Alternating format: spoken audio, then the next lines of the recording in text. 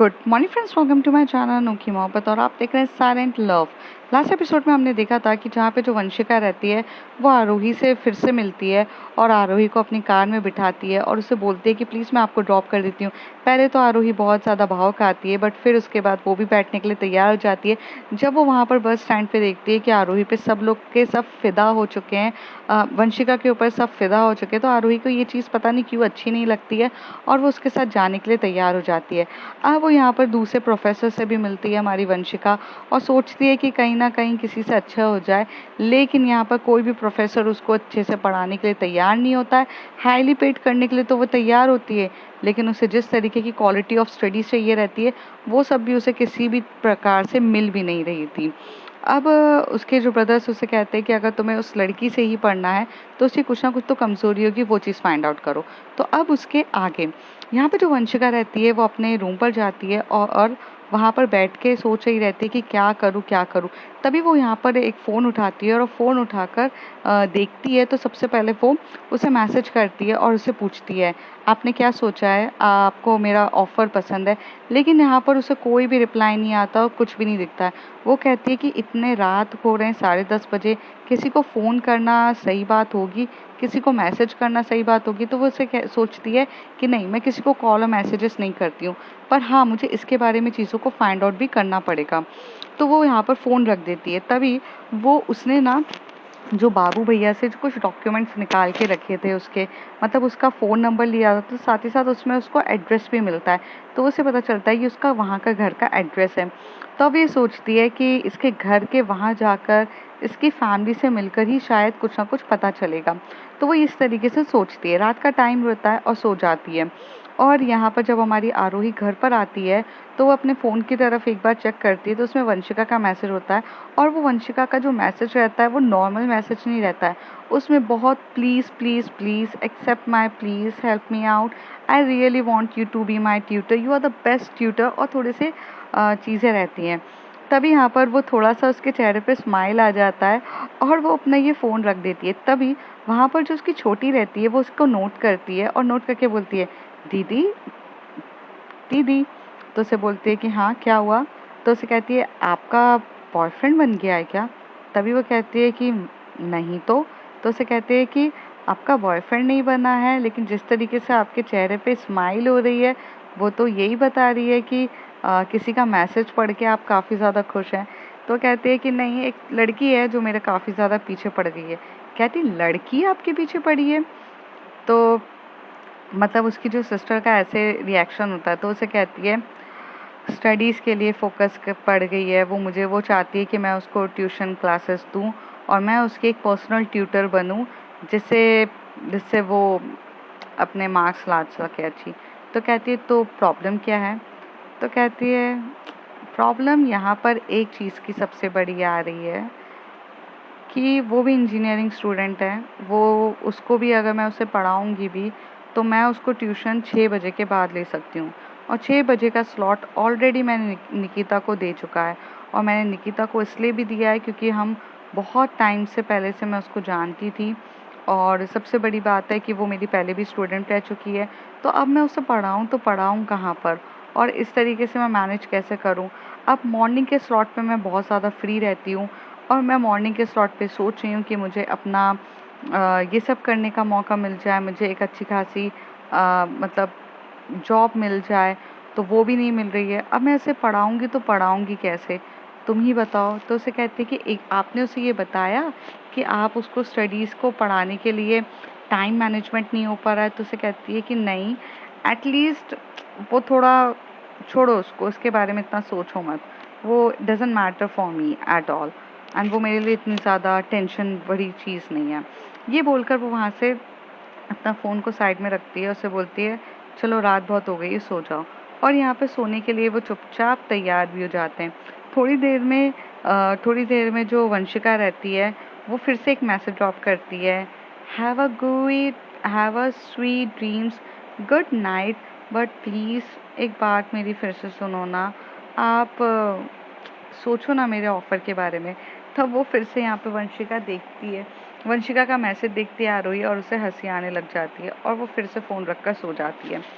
अब मॉर्निंग का टाइम रहता है और मॉर्निंग के टाइम पे जो हमारी आरोही रहती है, उसकी मॉम उसको बोलती है कि तुम घर पे फ्री बैठी हो तो थोड़ा सा जाके बाहर से राशन ले आओ, और राशन घर पे ख़त्म हो चुका है। और उसकी मॉम उसके हाथ में पैसे भी देती है और एक टॉन्ट मार देती है पैसे देते टाइम कि जहाँ पर तुम्हें मुझे ये सब पैसे देना चाहिए कि वहाँ पर मैं तुम्हें पैसे दे रही हूँ, इस तरीके से बोलती है। तो यहाँ पर आरोही को काफ़ी ज़्यादा बुरा लगता है और आरोही अपने मोबाइल पे भी बहुत ज़्यादा सर्चिंग करना स्टार्ट कर देती है और वो सोचती है कि यार उसे किसी भी हालत में हो। तभी वहाँ पर क्या रहता है, उस दिन सैटरडे रहता है और सेकंड सैटरडे को छोटी की भी छुट्टी रहती है। और यहाँ पर जो हमारी वंशिका रहती है, करीब 11 साढ़े 11 बजे वो उस कॉलोनी पे पहुँचती है और घर ढूंढ रही रहती है। तभी वहाँ पर एक बंदे से वो टकराती है और वो बंदा उसे बोलता है, देख के नहीं चल सकती हो क्या? तो उसे बोलती है कि तुम देख के बात नहीं कर सकते हो क्या? इतने रूड तरीके से बात करने की तरीका भी है तुम्हें? तुम्हें तरीका आता भी है बात करने का? तो तभी वो उसे बोलता है, तुम मुझे सिखाओगे ये सब तरीके से बात करना? तुम पहले खुद का देख लो ज़रा और फिर दूसरों को बोलो यहाँ पर आने की वजह। तो उसे कहता है कि वो कहती है कि मुझे आरोही शर्मा से मिलना है। तो कहते क्या काम है तुम्हें? तो तभी वंशिका कहती है, ओ लिसन, मैं उन्हें ही बताऊंगी ना, तुम कौन होते हो जानने? कहते सिस्टर है मेरी। ओ फैमिली, फुल ऑफ फैमिली, सारी फैमिली रूड है। कहाँ है तुम्हारी? तो उसे बोलता है इधर आओ। वो यहाँ पर आता है तो तभी वो अंदर जाती है, तो अंदर जाते से ही देखती है और घर का माहौल देख के उसे समझ में आता है कि क्यों आरोही इतनी ज़्यादा रूड है। मतलब आरोही कम बात करती है और इतनी ज़्यादा फ्रस्ट्रेटेड, इस तरीके से वो भला क्यों है? अब ये चीज़ें यहाँ पर उसको समझ में आ रही थी, जबकि उसका ब्रदर भी किस तरीके से बात किया। और थोड़ी देर के बाद जब वो अंदर जाती है तो उसकी मॉम बोलती, क्या काम है तुम्हें, क्यों आई हो तुम? और यहाँ पर तो मतलब एक पोलाइटनेस वहाँ पर कुछ रहती नहीं है, एकदम रूड तरीके से बात करना, इस तरीके का जो बिहेवियर रहता है वो सब देखने को मिलता है। तभी वहाँ पर छोटी जो रहती है वहाँ बैठी रहती है और वो चुपके से आती है और बोलती है, आप कौन? तो कहती है कि मैं वंशिका हूँ, मुझे आरोही मैम से मिलना था। तो उसे कहती है कि मैम तो एक्चुअली में ना, मतलब दीदी तो बाहर गई है, आप मुझे बता सकते हो मैं आपकी करूँ? तो उसे कहती है कि मेरे पास उनके लिए काफ़ी अच्छा ऑफ़र था, मैं चाहती थी कि वो मुझे ट्यूशन्स क्लासेस पढ़ाएं एंड ट्रस्ट मी, जितना चाहे मैं वो पे करने के लिए तैयार हूँ, बट मैं ये चाहती हूँ कि सिर्फ वो मुझे पढ़ा दें, जितना भी आप बोलोगे मैं उतना पे करने के लिए तैयार हूँ। ये बात सुनने के बाद ये बहुत तेज़ी से कान जो रहते हैं, उसकी मॉम जो रहती है ना वंशिका की, ये आरोही की मॉम जो रहती है, उसके कानों में ये बात पहुँच जाती है। और हमारी वंशिका भी काफ़ी ज़्यादा स्मार्ट थी कि जब उसे ये पता चल गया था कि उसके घर का माहौल किस तरीके से है, तो वो जानबूझ के ऐसे बोलती कि आई एम रेडी टू पे इन अ वेरी हाई अमाउंट। तो ये सुनने के बाद वो बोलते हैं कि तुम्हें मेरी बेटी से पढ़ाई करनी हो, तुम कितना भी पे करने के लिए तैयार हो? तभी उसे वो बोलती है कि जी आंटी, मैं तो कुछ भी पे करने के लिए तैयार हूँ, बट आपकी मतलब आरोही मैम मुझे पढ़ाने के लिए रेडी नहीं हो रही हैं। यही एक सबसे बड़ी प्रॉब्लम है। अगर आरोही मैम मुझे हाँ कर देंगी तो मेरी बहुत सारी प्रॉब्लम्स ना ऐसी सॉल्व हो जाएगी, बट आरोही मैम तो किसी भी हालत में हाँ भी नहीं कह रही है। तो कहती है नहीं नहीं, वो बिल्कुल तुम्हें पढ़ाएगी, तुम क्या बोली, तुम पे करने के लिए तैयार हो ना, जितना भी अमाउंट होगा? तो उसे कहती है कि हाँ आंटी, मैं पे करने के लिए तैयार हूँ, तो पर वो पढ़ाएंगी मुझे? तो कहती है कि हाँ हाँ बिल्कुल पढ़ाएंगी, क्यों नहीं पढ़ाएंगी। अब यहाँ पे जो वंशिका रहती है वो काफ़ी ज़्यादा स्माइल करने रहती है, क्योंकि उसे आरोही की दुखती नस पता चल चुकी रहती है। हालांकि उसका तरीका थोड़ा सा गलत रहता है, किसी की भी मजबूरी का फ़ायदा उठाना गलत होता है, बट वो पहले बहुत प्यार से बोली। और बोलते हैं ना कि कभी कभार सीधी उंगली से घी नहीं निकले तो उसे उंगली टेढ़ी करनी पड़ती है। थोड़ी देर के बाद आरोही आ जाती है और आरोही जैसी आती है तो यहाँ पर देखती है कि वंशिका उसके घर पे बैठ के उसकी मम्मी उसे वहाँ पर इतने अच्छे से खाना खिला रही है। आरोही वॉज कम्प्लीटली ब्लैंक। वो जैसी अंदर आती है और उसे आके बोलती है, तुम यहाँ क्या कर रही हो? तो उसे कहती है कि मैं तो अभी सैंडविच खा रही हूँ, आपकी मम्मी ने मुझे खिला रही है।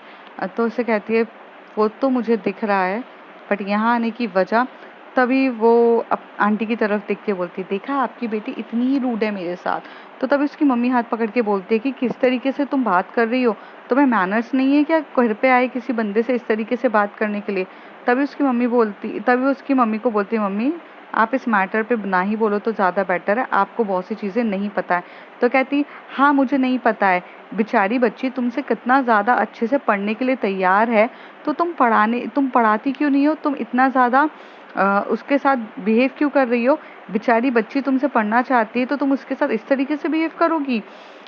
आरोही की मम्मी उसे डांटने लगती है। आरोही को कुछ समझ में नहीं आता है।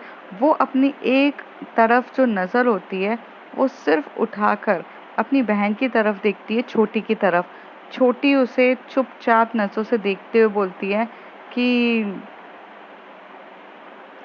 आप तो समझ जाओ, पैसे की जब बात आती है तो मम्मी किस तरीके से बिहेव करती है। और यहाँ पर उसे ये चीज़ें देखने लग जाती है। तभी यहाँ पर वो चुप रहती है, उसे बोलती है, मम्मा ऐसा कुछ भी नहीं है, मैं पढ़ाने में मुझे कोई इशू नहीं है। तभी वंशिका कहती है, तो फिर आप मुझे हाँ क्यों नहीं कर रही हैं। तभी वो उसे कहती है, क्योंकि तुम्हारा और मेरा स्लॉट मैच नहीं हो रहा है। तो उसे कहती है कि मतलब। तो कहती है कि देखो तुम इंजीनियरिंग स्टूडेंट हो और फिर तुम्हारा कॉलेज 5 बजे के बाद फ्री होगा और 6 बजे मैं ऑलरेडी ट्यूशन लेती हूँ। तो मैं तुम्हें कहाँ पढ़ाऊँ और किस तरीके से मैं तुम्हें मैनेज करूँ। यहाँ पर मुझे किसी भी जगह से कोई भी जगह दिख ही नहीं रही है, तो मैं तुम्हें एडजस्ट भी करूँ तो कैसे करूँ। तो उसे कहती है कि अच्छा ये प्रॉब्लम की वजह से आप मुझे हाँ नहीं कर रही हो।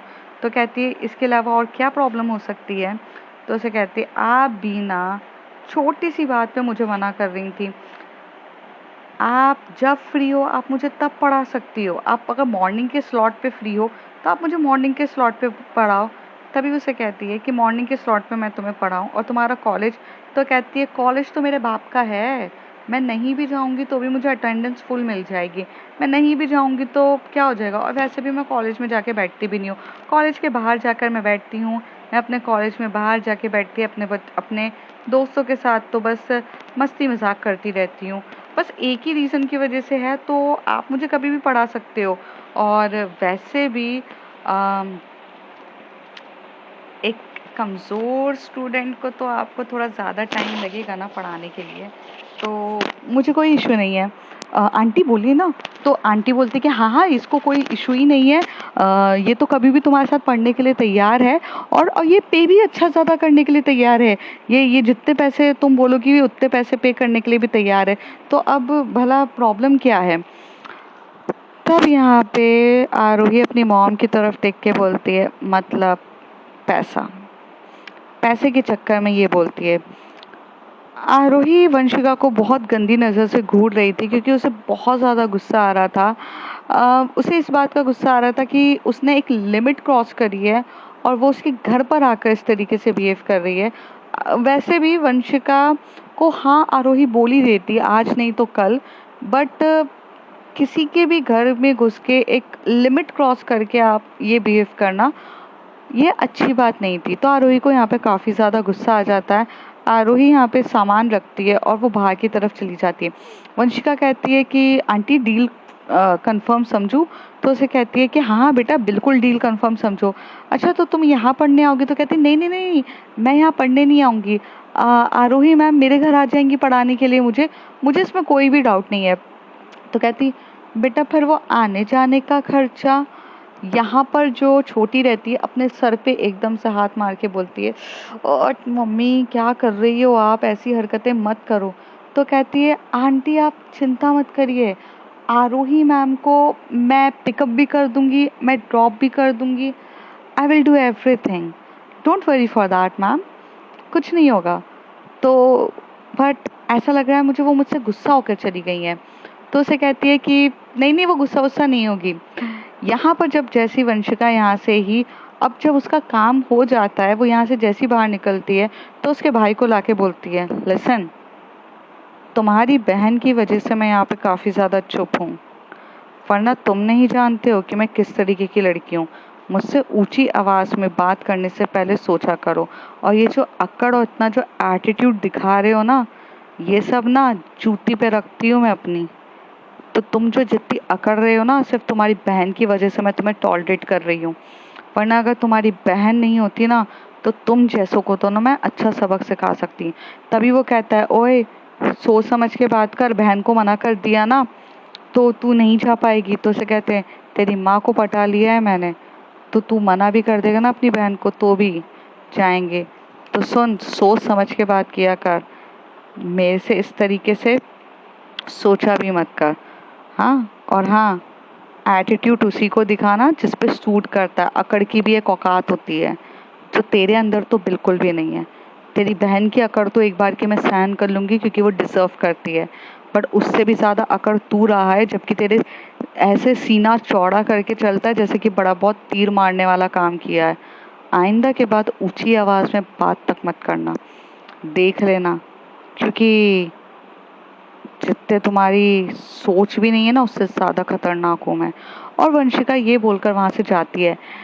यहाँ पर जो छोटी रहती है वो एक्चुअली में खड़े होके ये चीज ऑब्जर्व करती है कि यार ये कितना अजीब है। बंदी जब घर पर आई थी वो बिल्कुल एकदम जॉली पर्सन टाइप, उसकी एक अलग ही पर्सनालिटी दिख रही थी। जब वो बाहर गई, उसके ब्रदर से उसने बात करी तो उसकी एक डिफरेंट पर्सनालिटी दिखी। कौन सी पर्सनालिटी रियल है, कौन सी पर्सनालिटी रियल नहीं है, यहाँ पर तो सबसे ज़्यादा डाउट हो रहा था। और अब वो छोटी ये सोचती है कि अब दीदी इसलिए शायद से डाउटेबल थी कि हाँ नहीं कर रही थी तो क्या। थोड़ी देर में वंशिका जो रहती है अपनी कार में बैठती है और कार यहाँ पे कर रही रहती है। आरोही उसे वहाँ पर एक गार्डन एरिया रहता है, उसके बाहर जो बेंच रहती है उस पर बैठी हुई दिखती है। तभी वहाँ से वंशिका अपनी गाड़ी को रोकती है और कार से उतरती है और उसके पास आकर बैठती है। आरोही उसकी तरफ देख के बोलती है, मैंने बोला यहाँ बैठने के लिए। तभी वंशिका कहती है, ओ माय गॉड यार, आई डोंट अंडरस्टैंड, आप मुझसे इतना रूडली तरीके से बात क्यों करते हो? इसलिए कि मैं आपके साथ बहुत ज़्यादा पोलाइट तरीके से बात करती हूँ। तभी आरोही कहती है, मत करो फिर बात, तुम भी रूड तरीके से बात करो।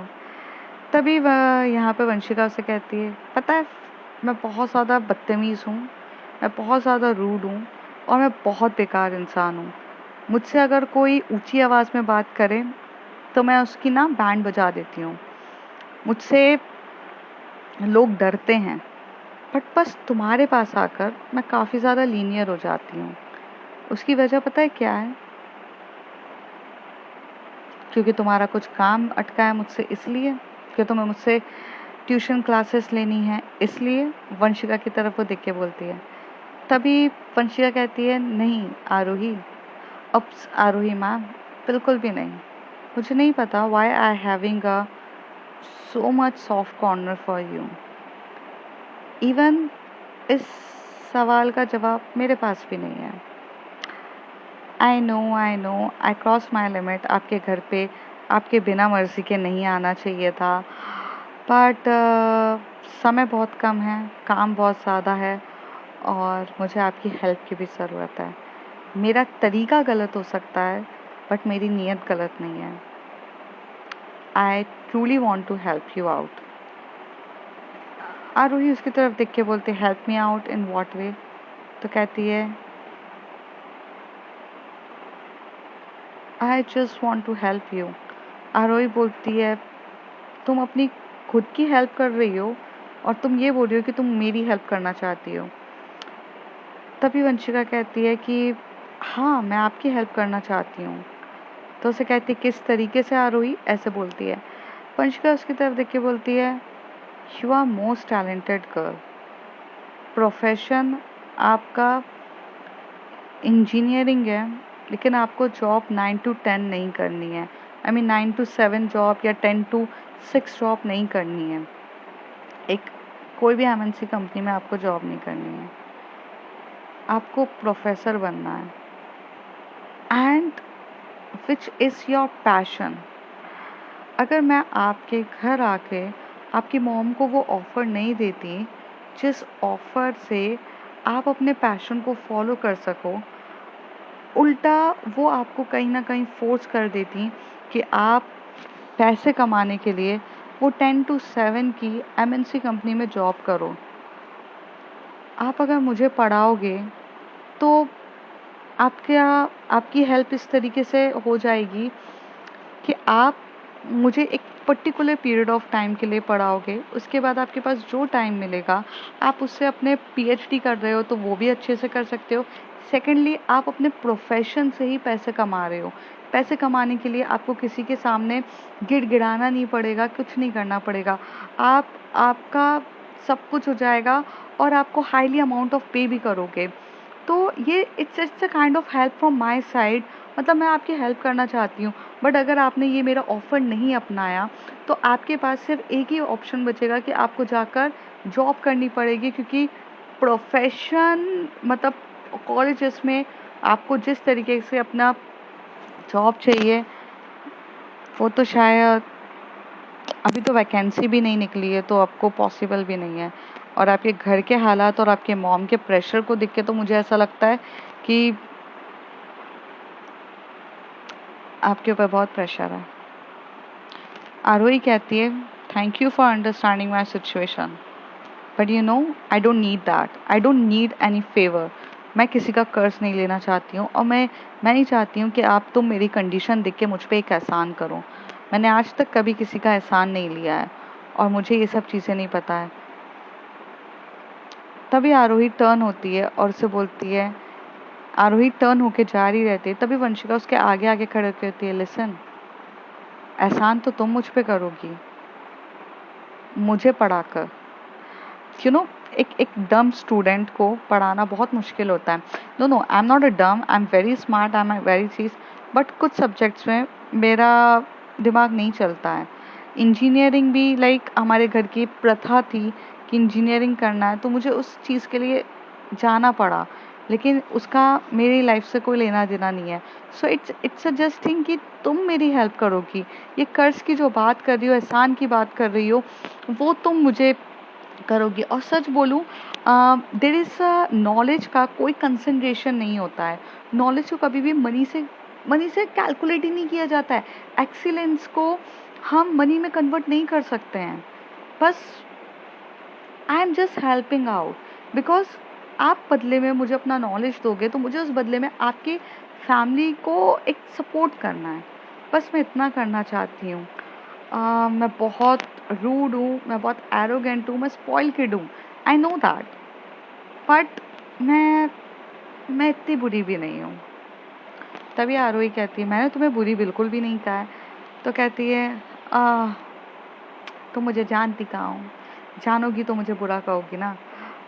Well please, it's a kindly request, क्या आप मुझे पढ़ाना स्टार्ट कर देंगी। आरोही कहती है, ऑप्शन भी है मेरे पास, अब तुम मेरे घर तक पहुंच चुकी हो। तो उसे कहती है, वो तरीका थोड़ा गलत था, बट उसको हटाकर अगर मैं आपसे जेन्युइनली पूछूं, क्या आप मुझे पढ़ाओगी। तभी वंशिका की तरफ आरोही देख के बोलती है, इससे पहले मैं तुम्हें हाँ करूं, उससे पहले तुम ये जानो कि मैं पढ़ाती कैसे हूँ। हाँ करने के बाद ना तुम पीछे हट सकती हो ना मैं पीछे हट सकती हूँ।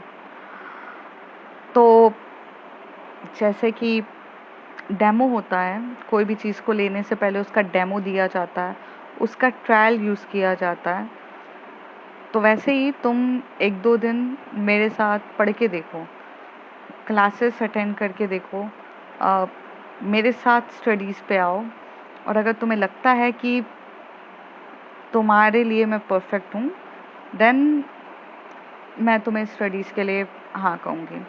आरोही कहती है। तभी वंशिका कहती है, डील कंफर्म, डील ओके।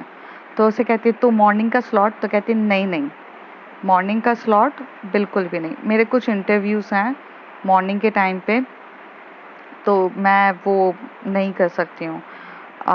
6 बजे तुम निकिता के घर आकर वहाँ पर क्लासेस ले सकती हो। तो वंशिका कहती है, यार मैं प्राइवेट ट्यूटर तुम्हें बना रही हूँ, मैं तुम्हें शेयर नहीं करना चाहती किसी और के साथ। तभी भी आरोही उसे बोलती है, व्हाट, तुम मुझे शेयर नहीं करना चाहती। आई मीन मुझे प्राइवेट क्लासेस चाहिए ना यार। यार एक बात बताऊँ, यार वहाँ पर ना तुम सबके सामने मुझे पढ़ाओगी, मुझे कितना ज़्यादा ऑड लगेगा अगर मुझे कुछ डाउट हुए और वो लोग मुझे डम्बो समझने लग गए, वो लोग मुझे जज करने लग गए, तो मुझे तो आता है गुस्सा। मैं बिल्कुल हैंडल नहीं कर सकती हूँ ये सब चीज़ें। तभी आरोही कहती है ओके, तो दैन डील इज कैंसिल, और ऐसे कह के जा रही रहती है। तभी वंशिका एकदम से गुस्से में आती है और अपने टायर पे अपना इतनी जम के पैर करती है और एकदम से जाती है आउच आउच। आरोही पीछे से टर्न होती है और एकदम से टर्न होकर बोलती क्या किया तुमने? तो कहती है मैंने गुस्से में आकर अपना ही पैर टायर पे मार दिया। तो कहती है बेवकूफ़ हो क्या, अपना ही पैर उस पर मार दिया, इधर दिखाओ, बैठो यहाँ पर। तो उसने ना एक्चुअली में ना जो ओपन सैंडल पहनी रहती है, मतलब उसके शूज़ नहीं रहते, तो सैंडल लग जाती है तो उसका ना हल्का सा जो नाखून होता है वो ब्रेक हो जाता है और जिसकी वजह से उसे पेन हो रहा रहता है। आरोही अपना जो मतलब पॉकेट में हाथ डालती है तो उसे वहाँ पे हैंकी दिखता है और वो उस हैंकी को लेकर उसके पैर के वहाँ पर टाई करती है और उसे वहाँ पर अंगूठे पे बांधती है और उसे कहती है कि ये नेल तुम्हारा थोड़ा सा क्रैक हो गया है और इस वजह से हो गया। तो उससे कहती है मेरा नेल क्रैक हो गया, I love my nails, oh my God मेरे नेल्स क्रैक हो गए, मेरे नेल्स क्रैक हो गए, वंशिका ऐसे बोलती है। तो तभी आरोही इसकी बोलती है लिसन, नेल नेल ही क्रैक हुआ है, वो बढ़ जाएगा, इसमें रोने वाली क्या बात है? कहती है मेंटेन कर रही थी मैं इतने टाइम से। तो उसे कहती है come on, some time you act like a kid. तो वंशिका उसी तरह देख के बोलती है कुछ ही लोगों के सामने मैं एक्ट लाइक अ किड करती हूँ एंड उनमें से आप हो, यू आर लकी वन। आरोही उसकी आंखों में देख रही रहती है और वंशिका उसकी आंखों में देख रही रहती है और कहती है क्यों, बच्चा बनना बुरी बात है क्या? आरोही बोलती है तुम्हें जाना चाहिए, वैसे भी ये सोसाइटी तुम हाई फाई वाले लोगों के लिए नहीं है। तभी आरोही कहती है सोसाइटी के लिए आया भी कौन है, आया तो आपके लिए हूँ और मुझे लगता है आप मेरे लिए परफेक्ट हो। कहते हैं ना कभी कभार गलती उस ऊपर वाले से भी हो जाती है, एक अनमोल रतन कभी कभार वो गलत जगह छोड़ देते हैं, बट उसे सही जगह लेकर आना तो हमारी जिम्मेदारी रहती है। आरोही कहती है वंशिका तुम्हें जाना चाहिए, तुम बातें बहुत करती हो। वंशिका उठ के बोलती है सिर्फ तुमसे, वरना लोग तो मुझसे बात करने के लिए तरसते हैं। आरोही कहती है हो गया, जाओ। वंशिका यहाँ से चली जाती है और जैसे ही वंशिका थोड़ा सा यहाँ से आगे होती है और आगे जा ही रही रहती है, तभी यहाँ पर ना उसे देखने को मिलता है कि एक बंदा जो रहता है वो वंशिका के पास आता है और उसे आकर बोलता है कि उसका हाथ पकड़ने लगता है और यहाँ पर उसके साथ ना थोड़ा सा बदतमीजी करने लगता है। आरोही यहाँ पर सिर्फ एक तरफ देखती है, वंशिका को इतना गुस्सा आता है कि वंशिका अपना एक हाथ से उसको इतनी जम के थप्पड़ मारती है और उसका गला दबाते हुए कहती है औकात में रह के मुझसे बात करना, तुम डिजर्व भी नहीं करते हो मुझे छूना। और वो मतलब उसने जब उसको छुआ रहता है ना तो उसके हाथ मतलब उसने एक जैकेट पहना रहता है और उस जैकेट को वहीं के वहीं यहाँ पर वंशिका उस जैकेट को निकालती है, वहीं फेंकती है और अपनी कार से वाटर बॉटल निकालती है और अपना हाथ धोती है और पूरा धो के क्लीन होके अपनी कार में बैठती है और कार को निकालती है। यहाँ पर जो आरोही रहती है वो देखते हुए शॉक्ड हो जाती है। अब उसे ये समझ में नहीं आता है कि वो बंदा कौन है और वंशिका का इस टाइप का बिहेवियर क्या था। अब यहाँ पर आरोही को देखने का मिलता है कि वंशिका काफ़ी ज़्यादा अलग तरीके की बंदी है। जैसे वो घर पर जाती है तो जो छोटी रहती है वो भागते हुए आती है और कहती है दीदी आपने उस लड़की को हाँ कह दिया क्या? तो कहती है कि ऑप्शन दिख रहा था तुम्हारी मम्मी जिस तरीके से कर रही थी। तो कहती है पर दीदी वो लड़की ना थोड़ी सी डिफरेंट टाइप की है। तो कहती है मतलब? तो कहती है पता है भाई के साथ उसका पंगा हो गया था, उसने भाई को कितना भयंकर तरीके से सुनाया है और भाई की तो आंखों में ना मतलब ऐसे आंखें उसके उसके मुंह पर उसको इतनी बेइज्जती करी। मुझे काफ़ी ज़्यादा अच्छा भी लगा लेकिन थोड़ा बुरा भी लगा। वो उसे बोलती है कि तुम्हें अच्छा क्यों लगा? तुम्हारे भाई की बेइज्जती हुई है। आरोही बोलती है तो उसे बोलती है अच्छा इसलिए लगा क्योंकि उसने ना जो चीज़ें सुनाई ना वो आपको फेवर में लेके सुनाया। मतलब उसने ये कहा कि अकड़ भी वही दिखाए तो ज़्यादा अच्छा लगता है जो ये अकड़ को डिज़र्व करता है। तुम्हारी बहन मुझे कितनी भी अकड़ दिखाएगी ना, मैं एक बार की सहन कर लूँगी, लेकिन तुम जो अकड़ दिखा रहे हो तुम डिज़र्व भी नहीं करते हो। पहले वो अपना जो सीना चौड़ा कर रहे हो अ, वो वो डिज़र्व करो फिर करना। मतलब काइंड ऑफ डायलॉग उसने कुछ ऐसे ही बोला था। बट भाई का तो चेहरा ऐसे रोने जैसा हो गया था और उसने सीधे कहा तुम जैसों को तो मैं अपनी जूती पे रखूं। और उसने बहुत अलग थी वो बंदी। बट हाँ, उसने पूरे टाइम ये कहा कि तुम्हारी बहन की वजह से तुम्हें टॉलरेट कर रही हूँ, वरना तो कुछ भी नहीं है। तुम्हारी बहन बहुत अच्छी है इस वजह से। अब मुझे समझ में नहीं आया ये सब बिहेवियर। तभी आरोही कहती है कुछ बिहेवियर्स तो मुझे भी समझ में नहीं आया कि वो मेरे लिए इतनी पोलाइट क्यों है, वो मुझसे इतनी ज़्यादा अच्छे तरीके से बात क्यों करती है, जब मेरे सामने आती है वो इतनी सॉफ्ट कॉर्नर कैसे हो जाती है।